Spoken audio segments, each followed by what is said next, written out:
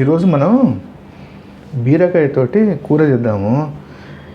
ఇది మా నాన్నమ్మ గారు చేసేవారు.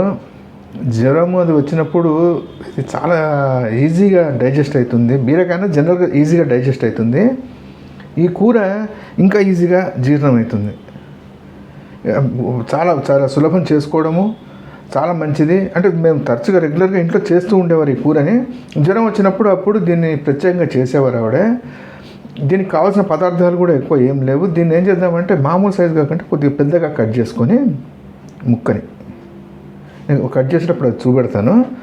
కొద్దిగా పసుపు, చింతపండు 2 రెబ్బలు వేసి ఉడకబెట్టాలి.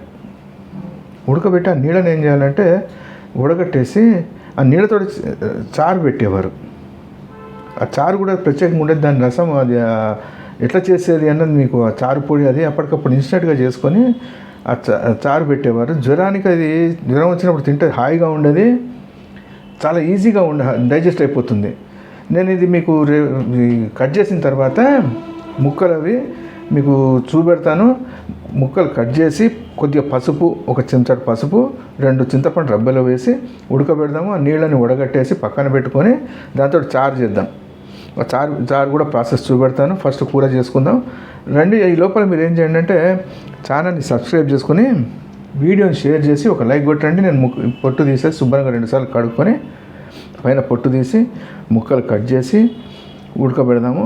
ఉడకబెట్టిన తర్వాత నెక్స్ట్ ప్రాసెస్ అది చూద్దాం. మనకి బీరకాయ చాలా పొడుగ్గా ఉండిపోయింది, చాలా పొడుగు దొరికాయి. ఏం చేద్దాం, ఇది ఉంది కదా పై భాగం, ఇది బీరకాయ కూడా చేదుగా ఉన్నా కానీ దీన్ని కూరలో వేస్తే చేద్దనని గుంజేస్తుందండి. చూసుకోండి, అది బయట వేయకుండా చేసుకొని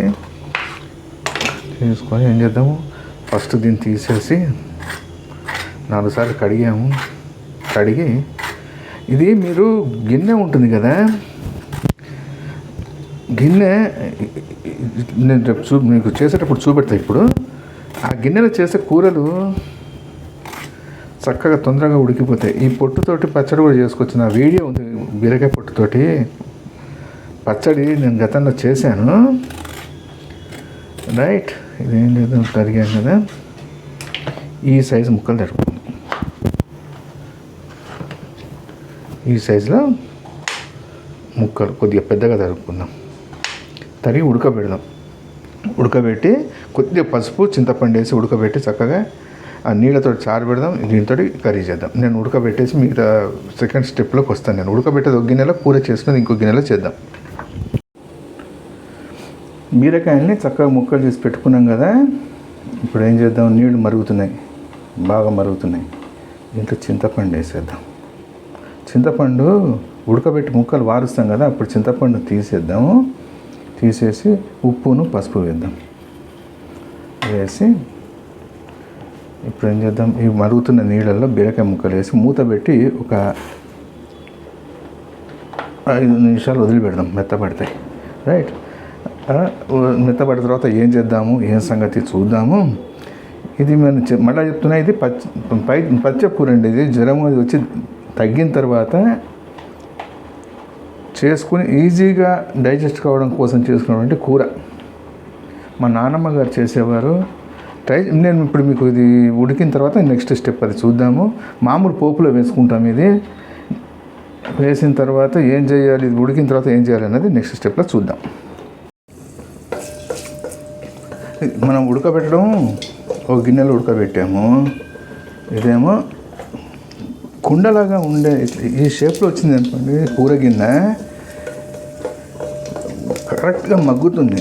రైట్, ఇప్పుడు ఏం చేసామంటే పోపుకి కొద్దిగా ఇంగు వేసాము, జీలకర్ర, మినపప్పు, శనగపప్పు, ఆవాలు పోపు వేసాము. ఇది ఒకటే మిరపకాయ వేసుకున్నాము. పచ్చిమిరపకాయ కూడా ఎక్కువ వేయలేదు, కారం ఉండద్దు, ఇది చప్పగా ఉంటుంది. కరివేపాకును పచ్చిమిరపకాయలు వేసాం కదా, వేసేసి ఒక్కసారి వేగిన తర్వాత ఇప్పుడు ఏం చేద్దాం, మనం ఉడకబెట్టి పెట్టుకున్నాం కదా ముక్కలు, బీరకాయ ముక్కలు వేసేద్దాం. ఇది చాలా ఉడకబెట్టాం కాబట్టి చాలా ఫాస్ట్గా అయిపోతుంది కర్రీ ఇది. రైట్, ఇందాక ఏం చేసాం, ఉప్పుని బీరకాయ కూరలో ఉప్పు వేసాం, ఉడకబెట్టేటప్పుడు ఉప్పు వేసాం. కాబట్టి ఇప్పుడు ఉప్పు ఎక్కువ పట్టదు, లైట్గా పడుతుంది.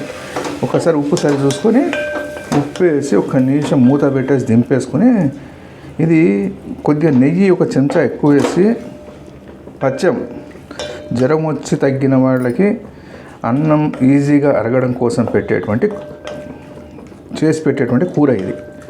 రైట్, ఒక నిమిషం మూత పెట్టేసి వదిలిపెడదాము. అయితే దీంట్లో నీరు కూడా మనకి ఎక్కువ ఉండదు. నీళ్ళు ఆల్రెడీ మనం కూరలో వార్చేసాం కదా నీళ్ళని, కాబట్టి ఎక్కువ నీరు ఉండదు. ఇది నీరు మొత్తం పోయింది. ఒక నిమిషం మూత పెట్టి కొద్దిగా మగ్గనిచ్చి 2 నిమిషాల నుంచి దింపేద్దాం. ఇదండి మనకి పచ్చం బీరకాయ కూర. జ్వరం అది వచ్చినప్పుడు మా నాన్నమ్మ గారు చేసి పెట్టేవారని చెప్పే కదా. ఈ కూర ఈజీగా డైజెస్ట్ అవుతుంది, రుచి మటుకు అద్భుతంగా ఉంటుంది. ట్రై చేయండి, ఎలా ఉందో కామెంట్ చేయండి. మరో మంచి వంటతో మళ్ళీ కలుద్దాం. థ్యాంక్స్.